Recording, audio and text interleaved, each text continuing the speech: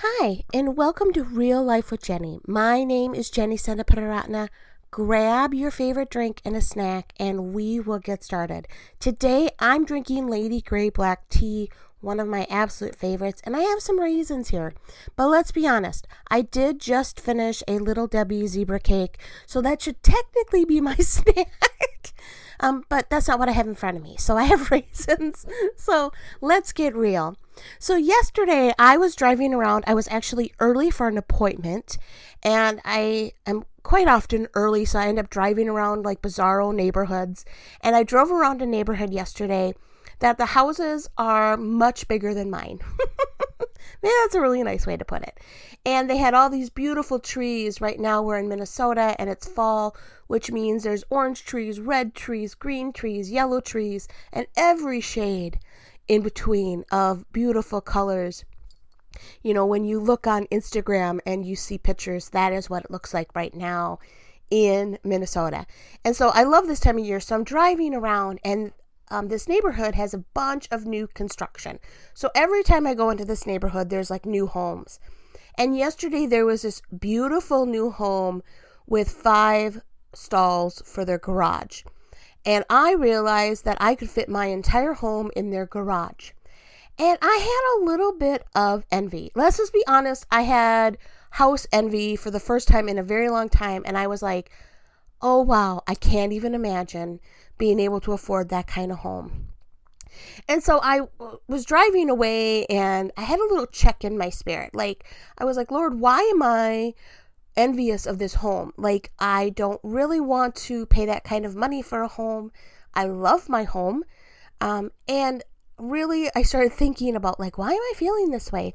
And one of the reasons is we live in a small home that we've been in for, at the end of this month, 22 years. It's our temporary home. We moved out of an apartment and needed a place to go. So we bought this trailer, mobile home, whatever you want to call it. I mean, whatever politically correct thing you want to call it. I still call it a trailer. And we bought it just for a year or two, and then we were going to go and find someplace else. And we've been here for 22 years. We've tried to sell it a couple times. It just hasn't sold. But we haven't tried to sell it since my daughter was probably 2 or 3. She's now 14. So it's been a long time, but we're comfortable in our home. And this last few weeks, like every fall, I've been going through and getting rid of stuff because you collect things. Like all of a sudden you look around and you have all this stuff that you're like, how did I get all this stuff? What is happening? We have a lot of reusable bags. So I don't keep the plastic bags that you get from stores. I return those and recycle those at Walmart or at Target. But we have a lot of cloth bags. And I use them at Aldi's when I go shopping. You know, I use them to donate things to Goodwill. So I have all these cloth bags. And they are an eyesore to me because they're right in my space. And so this week I decided I'm getting rid of a bunch of them because I just cannot. It's not even that we have a ton of stuff. It just feels like it sometimes because you're seeing it. And so I was like, I need less stuff or more space. And so when I see this big house, I'm like, think about it, Jenny. Like, I'm guessing they have big closets. My daughter's closet, and I feel so bad. She's 14.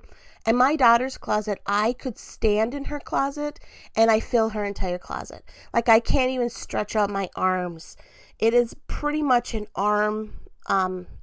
It's probably 12 feet by 12 feet. It is just, 12 inches deep, 12 inches, 24 inches wide. It's a really small little space. And yes, we're blessed that she has her own closet, but it's a very, very small space. And so closet space isn't something we have a lot of. And so I was like, oh, wouldn't that be great if we had this big home and I could really grow it? Like, that would be amazing. Think of all of the space I would have. And the Lord dropped a word into my heart as I was thinking this. And he's like, Jenny, goldfish. And, you know, the Lord drops words into my heart every once in a while. And you just have to like take a moment and go, what? Did I just hear that? Did I just hear goldfish? That's really weird. That is the weirdest thing I've ever heard. And yes, it is a very weird thing if you weren't me. Because I used to have a bunch of fish. I know it seems very bizarre, but we have no children. We had no children at the time. We had no dog at the time. I had fish. And so we had a 55-gallon tank that I bought from my sister. And we bought fish. And so I absolutely loved fish. It was one of my big things. So I know a lot about goldfish. And at the end, my goldfish, because everything else had died out, and all I had left was goldfish at the very end, my goldfish got to be about a foot long each. They were huge. Well, maybe 8 inches. Okay, maybe I'm like a fish story here. Maybe they were like 8 inches. They were huge. It doesn't matter. They were huge. And so I was like, what has happened with my goldfish? And I read that goldfish really grow to the size of whatever container they're in. So you can get a little goldfish bowl and they will never get bigger.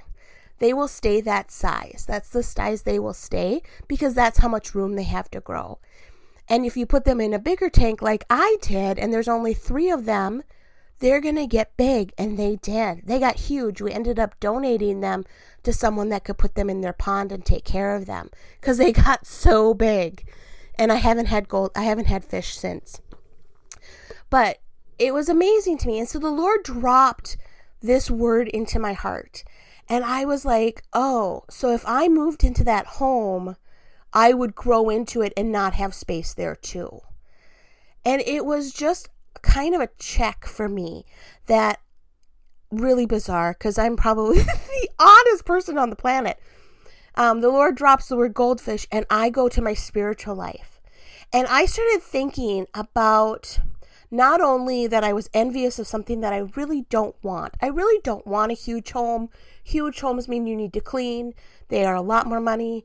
They are, they're just a lot of everything that I do not want to do. I like having a small home. I can clean my house in one day and it be spick and span and it doesn't take me long because there's not a lot of space. So I'm envious of something I really don't want. And so it was kind of that moment that I was like, okay, you're right, Lord. I really don't want that. But what have I been contented with my small bowl with? That I'm living in a small goldfish bowl. And the Lord is saying, and this is what I felt like he said to me, that it's time to get out of my small goldfish and get a bigger tank for certain parts of my life because I'm content with my prayer life. Right? I actually am content with my prayer life. I love my prayer life. It is easy. It works for me. I don't feel stressed about it. I feel like things are going really well. And I really felt like God was like, but you're living in a small fish tank. I can make you bigger. But you have to be willing to step outside of that and move to something bigger. You have to be willing to grow and become different than you are. And if you only allow yourself in that small tank and you do not step outside of that, you're not going to grow. And I don't know how I feel about that. I honestly don't. I don't know how I feel. But I do know that there are certain things that we need to grow in. So if you're envious of anything, okay? So if you look at someone and they walk by you and they're more fit and they're thinner than you are and you're envious of that, maybe it's time to do something about it, right? Maybe it's time to step outside of that tank and do something about what you're envious about. If you're really envious of someone else's home, maybe there are sacrifices you need to make to get where they are. I don't know what that is because I don't want to do that, so I can't even go to that area. But I quite often look at other people and say, wow, they have so many friends. And then I realize that I don't have a lot of friends because I don't put a lot of effort into it. I know. But if I'm going to be envious of something and I want something, I have to work towards it. I have to get outside of my little bowl. If I look at someone's prayer life, and I am envious of how they touch the hem of Jesus, like we talked about in the last podcast, and I don't know how to do that, I need to step outside of my little fishbowl and step into something else that I can grow bigger in. It's never a good thing when you're a plus size woman and you talk about growing bigger, but that is what I'm talking about today. Because God has bigger plans, and we talk about that all the time, that God's got bigger plans, but you have to be willing to move outside of your little fishbowl. And so my first gut check is, what am I envious of?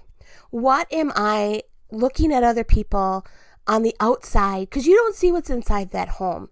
You don't see whether it's a clean home, whether it's messy, whether it's furnished, whether there's 20,000 kids in there. Like, you don't know what's inside that home. You just see the outside. And so often in life, all we see is people's outsides, but we're envious of that outside. So what are you envious of?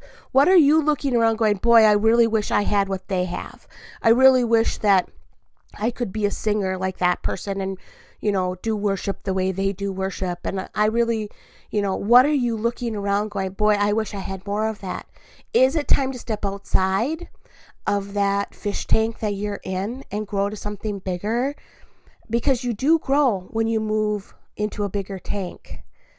I don't know what that means for you, but I do know that it's a principle that works across the board. And I know that for me, if I'm going to be envious of something, I need to make some changes to get there, and not just be envious and turn into jealousy and coveting and becoming kind of an angry person because I don't have everything. Sometimes you got to take the bull by the horns and go, you know what? I look at that lady and she's got a great fashion sense. I need to talk to her and find out how to get fashion, because that is not my thing. In fact, this week I reached out to one of my friends who is one of the most beautiful people I know, and she does makeup like I don't even understand how she does makeup. It just kind of blows me away. And if you know me, I sometimes wear mascara, but that is about it. I have actually gone and had someone do a makeover to try to teach me. It is not my jam. I really try. I try to do my hair and be fashionable. It just does not work. But I actually reached out to her this week and said, I need your help. I've got some things that I need to fix, and I don't know how to conceal this, and help me. And instead of being envious of how she takes these gorgeous pictures and she's just you meet her in person and you're like, wow, are you real? I actually said, hey, I need some tips on how to be a little bit prettier in the area that you are. And it was kind of humbling. I mean, she was wonderful. She was super gracious. And she's one of those people that you meet and you're like, how are you gorgeous on the outside and on the inside? How does that even work for you? Boy, someday, right? Lord, someday. And so I realized I was envious. And so I asked her for some tips, and she gave me some great tips. I have not done them yet, but I'm sure once I do, things are going to be great. So if there is envy in your life, it is time to step outside your teeny tiny little bowl and ask the Lord to help you get that goal. Whatever that is, whether it's relationships, finances, spiritual things, and really spiritual things are what matter to me. I know that it's time for me to step outside my comfort zone with my prayer life, and I don't know what that means. I honestly do not have a plan in place. I do not know what that's going to look like. I'll probably tell you about it later once I figure out what I'm going to change. But I do know that God's calling me to step outside my fishbowl because he wants something bigger in my life when it comes to my prayer life, and that he's calling me to something new and calling me to maybe pray for more people or pray in a different way. I don't know. We'll see. I'm kind of scared. That's okay. It's much easier for me to ask for makeup tips than it is to ask the Lord to help me grow spiritually, because sometimes we just get comfortable and we're in our little bowl with our teeny tiny little castle at the bottom of our bowl, and we're like, this is fine. Look at us. We've got plenty of room. And God's like, but I can make you bigger. And if you just move into the next bowl, I can make you bigger and we can do greater things. We can make a bigger impact. And we have to make that choice, right? We have to make that choice. Well, that is all I have for you today. You can find us at christconnection.cc/Jen. You can find us on Instagram and Facebook at Real Life with Jenny. We would love to connect with you and find out if you're going to move into a new fish tank. We'll see, and what God's calling you to do, and whatever that the Lord kind of checks in your spirit. I pray that this week, as you move along, you go, Lord, I want to make a bigger impact in the world. I want to make a bigger impact in the people around me. And if you're envious of anything, it's time to start going after it. You all have a great week.